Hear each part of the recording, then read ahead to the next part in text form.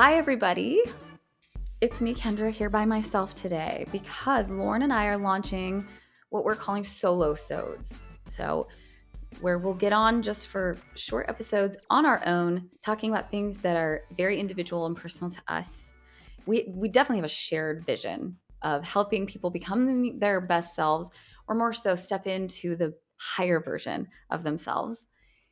And there are things that are individually powerful and speak to us, and that our own individual messages that we're excited to share. And nothing is more individual to me than the story of my faith transition. I am basically trembling right now because I'm holding my rose quartz crystal, which, for those of you who are unfamiliar with crystals, this one is the stone of unconditional love. I feel a lot of fear, pressure, a lot weighing on this episode for me because I have so many people that I adore that still deeply believe in the truths of the church that I have. In my religion, we call it mentally in, physically, or sorry, mentally out, physically in. I still go to church. I still associate with the community. I adore the community. My husband is still a full, true believing member. We're raising my children in the church. My oldest daughter is getting baptized in the church this year. So I in no way, shape, or form want to sit here and bash the religion that I was raised in. It made me who I am today. And I respect it and I honor it. And there's still a lot of it that I believe, actually. But there were also a lot of things that I was taught and a lot of the principles that I was taught that kept me from trusting my personal authority. A lot of ways where I was not taught how to step into my personal power, how to have personal power. And for the majority of my life, I really lived, for the most part, powerless in a lot of ways. That's how I feel about it, especially now, feeling what I feel on the other side of it. Now, the reason that I want to talk about it is because it has shifted the direction of my life and the purpose of my life, which is now to help other women reclaim their personal power. I'm not just talking about people who are raised in a high demand religion, but any woman who feels like you are not in your power. Like you don't have the self-love, the self-confidence, the ability to stand up for yourself, the self-awareness to be angry and feel angry and let it power you instead of control you. All of that stuff and more that goes into what it means to be in your power. One thing that I've heard a lot of times that I can 100% attest to is that your mess becomes your message. And this is that for me, because I feel like when it came to confidence, personal power, I have been a mess the majority of my life up until the last 5 or so years. And now it's taken like a hard turn because once you get a taste of something that you never knew you were missing, it's like you don't know. I'm not necessarily obsessed with personal power, but I'm obsessed with it in that I love it and I respect it and I want everyone to experience it. So a lot of what I was taught growing up was about turning outward for authority, for guidance, that I could be connected to divine source, God, Heavenly Father, as I was raised calling it, but only to a certain extent. And then I needed someone else, and that someone else was always a man, to tell me the right way for me. Now, I love the men in my life, and I'm so grateful because the men that I have called my leaders have been good men. And I'm lucky in that way because a lot of people put all of their trust in some of their male leaders and are not necessarily as lucky as me and are not necessarily treated with the same respect that I was. So I wasn't really confronted with any of this feeling off to me until 20, well, it didn't really come to a head until 2020. But other people, it happens earlier because things happen that they just can't ignore. And they're like, that's not right. That didn't happen for me. I had a wonderful life growing up. Absolutely. But there were a lot of questions that I had, and that led me to asking specifically when 2020 hit, and I had a lot of time on my own. I had had experiences before this, many years before this, that made me go, whoa, what's going on there? That was what I felt like God speaking to me, but what I heard was something that conflicts directly with what I've always been taught in this church. So I'm just going to table that one for now because I was also single and my mission at that point in life was to get married, as per what I was taught growing up was extremely important, and my job was to be a wife and a mother. And what I wanted was to get married to somebody who was a Mormon. That's why I was raised was Mormon. I wanted to get somebody married to someone who was Mormon, so I had to be a good Mormon girl. So a lot of this stuff, a lot of these questions, a lot of this uneasiness that I felt on a soulful level, I kind of just put on the shelf, as they say, the proverbial shelf, to revisit later or never. I had no plans. And get married to a man who's wonderful. Now, I was really attracted to my husband because he is very nuanced, and he was spiritual, but he was also very open-minded. And I'm very grateful that I found him, especially now with where things are, because we do have an interfaith marriage now, and it hasn't been easy. I'm just going to be straight up. It has been really freaking hard, but we're making it work. And it's a lot easier now than it used to be. On that note, he also made me feel like I was enough and I was allowed to have needs and I was allowed to have questions, not about the church necessarily, but just in general. I didn't even feel that.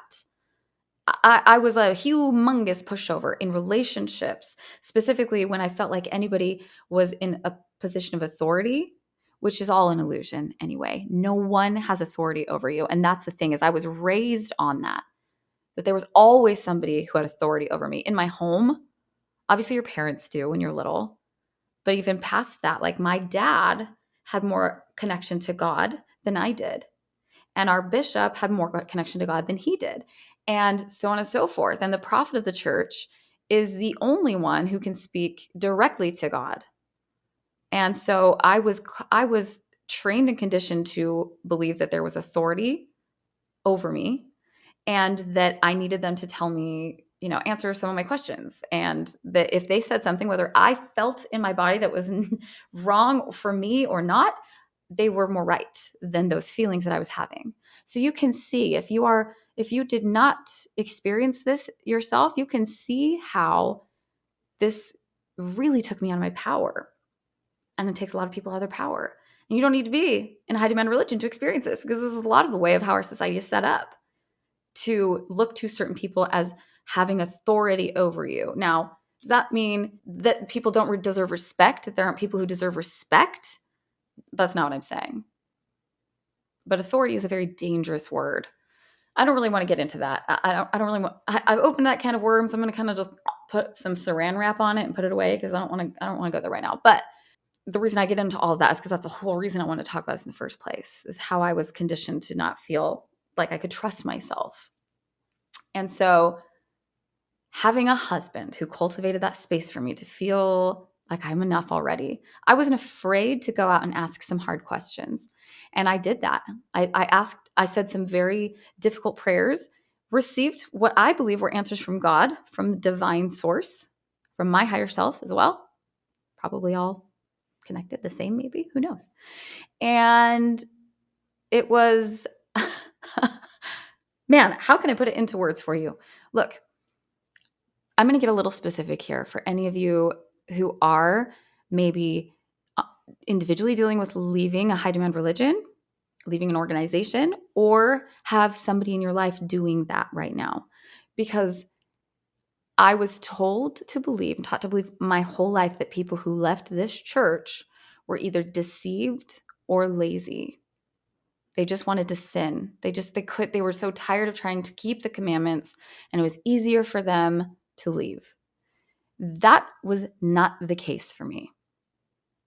I stood by my beliefs. I was a virgin when I got married at 29 years old. If that's not proof that that I'm not lazy and that I don't have conviction, I don't know what is. Okay? So what happened is I said these prayers that were confusing. The answers were confusing. And finally I was like, hey, then if this is all happening, if I'm receiving these answers, if you are guiding me to believe this is true here, that conflicts directly with this religion, then what does that say about this religion? God. Is this not what I always thought that it was? And immediately there was this cascading, it felt like just this cascading of emotion covering me. That was a combination of truth, heartbreak, and absolute terror. The truth felt sweet and gentle and warm. Like the words that came into my head were there is so much more. I'll never forget that. That was the exact words that were spoken to me. There's so much more. As if it's like, this isn't not true, but it's just, there's more. It's not as simple as you thought. And heartbreak, because I had poured myself into this organization my entire life. It was what I turned to for comfort. I had spent so much energy and so much time, all my family and friends, so many of them were, I was like, the way I've described it before is, I imagine it's similar to what it would feel like to go through a divorce. Like this life that I had built with a God that I thought was a certain way, and life that I thought was a certain way, an eternity that I thought was a certain way, was no longer there. Ties were severed as far as my beliefs were concerned, and fear because of what I worried my family would think. Because I love my family so much, and I know they love me too, but I was really afraid of losing their respect, which I knew I would, because I'd been them before and I knew how I looked at other people who left the church. And I also knew that a lot of the things I was doing, like the way that I was dressing, the way I was talking, some things I weren't doing, was purely because I was told that it was, God would be mad at me. And I knew that that would probably change. And that would also cause them to lose respect for me, maybe not accept me anymore, maybe, who knows. And also my husband, who, both of us, it was a deal breaker when we got married. We wanted somebody who was a Mormon. And now I'm like, well, maybe I don't want to be a Mormon anymore. What is my husband going to do? Is he going to want me? On top of all of that, I'm like, wait, now what happens to me when I die? Is God even real? How do I get answers to questions? How do I feel led? Where do I get comfort from? Oh my gosh, even talking about this, you guys, I am like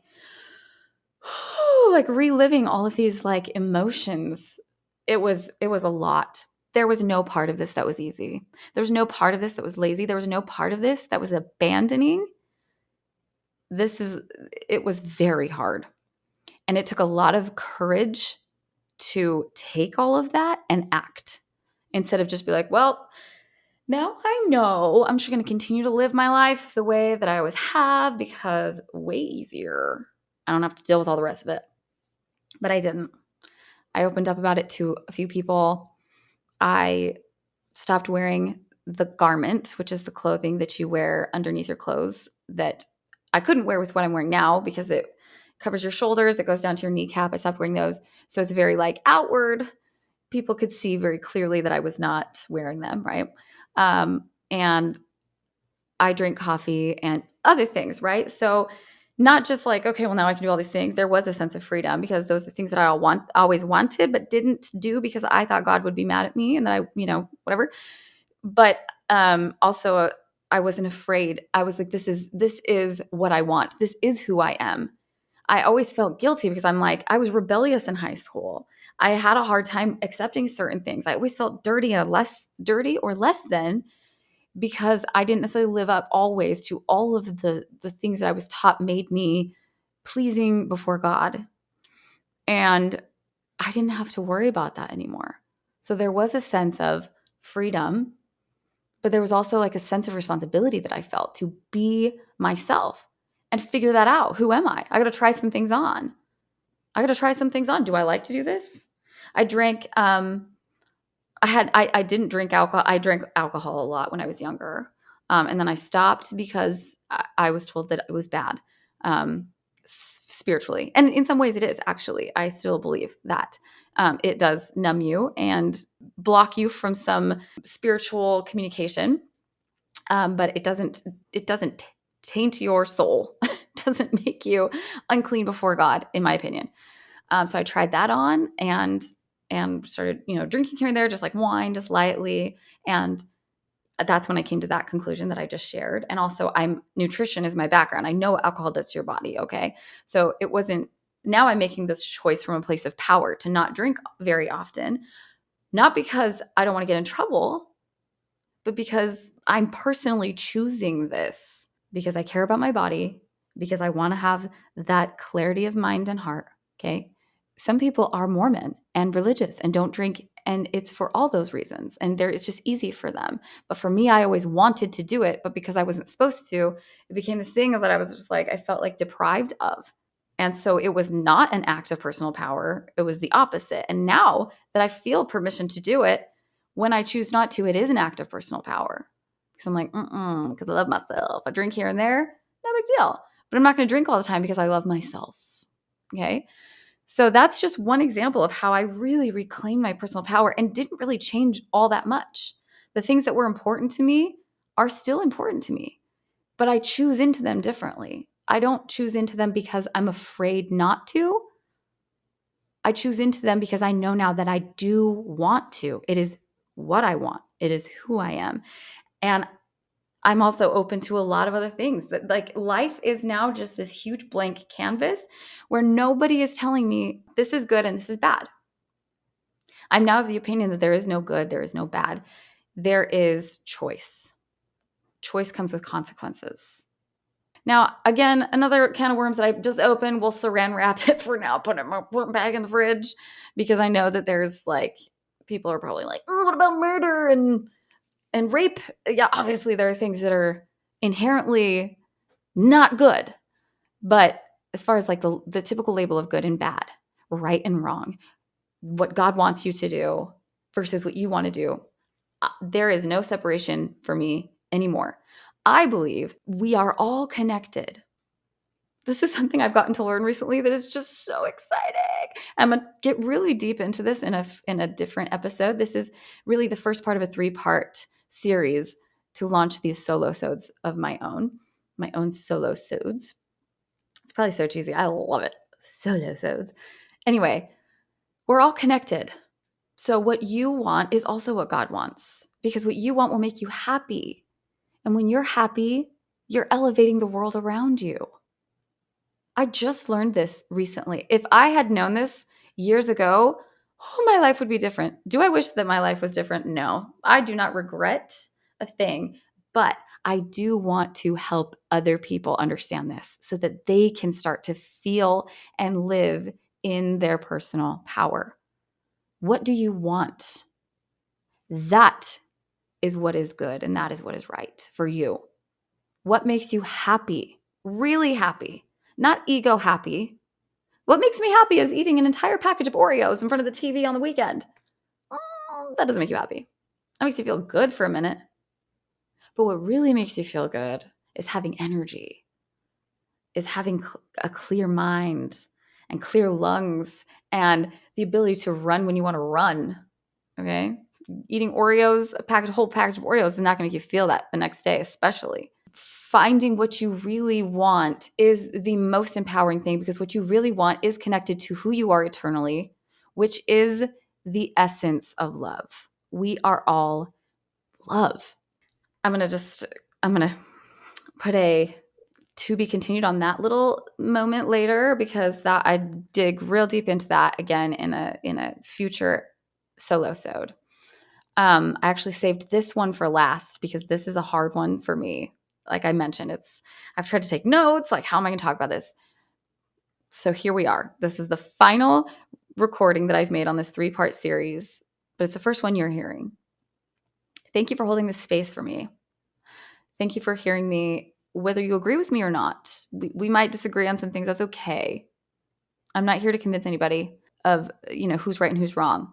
What I'm here to say is that there's choosing into something that is powerful and powerfully choosing into something that is powerful. Doing something that is good will help you. Doing something because you want to that is good will change you forever. And that is what personal power is. It's choice, it's desire, it's knowing that, it's hearing that, it's acting on that. Personal power is also being able to dance when you want to dance. It's being able to wear what makes you feel good. It's being able to tell somebody when they disrespect you that you will not accept that. The more connected you are to your personal power is synonymous with how connected you are to love. And then you just feel safer. You feel more able to go out there and stand up for yourself and do the things that you want to do because you love yourself and you love other people. So when someone disrespects you, you can stand up for yourself in love for yourself and for them. So you're not going to call them all these nasty names and do things that you'll regret later. You'll be coming from a place of power, saying, you know what? That was not okay. I love you. This is my boundary. Please do not cross it. There's nothing antagonistic about that. It's really hard to do that when you don't feel like you have permission to. It's really hard to do that when you don't love yourself enough, because it's really hard to love other people when you don't love yourself enough. Okay, I can hear myself rambling on. I don't really know how to close this up because this is like a continuation. It's continuing on in my life. This is still stuff that I'm experiencing and enjoying and learning. And I guess I'll end by saying this is why I do what I do now, because I know what it feels like to have no confidence, to not trust myself, to be afraid to ask the questions, to be afraid to take action because I'm like, I don't know if this is right. I don't know how to hear myself. I don't know how to hear God. And stepping into that personal power, what that is reconnecting with all of that. Connecting with God, connecting with your higher self. It's clarity, it's freedom, it's love. And my mission now is to help other people step into that space and reclaim that feeling of power and of love and of a sound mind. If you want to talk more about this with me individually, please feel free to reach out to me on Instagram. My handle is Kendra Dyer Crabb. DYERCRABB. I would love to have a conversation with you about this. For now, we're going to leave it here. And next time, I'm going to talk to you a little bit more about reclaiming your personal power. Okay, so I will see you then. Bye.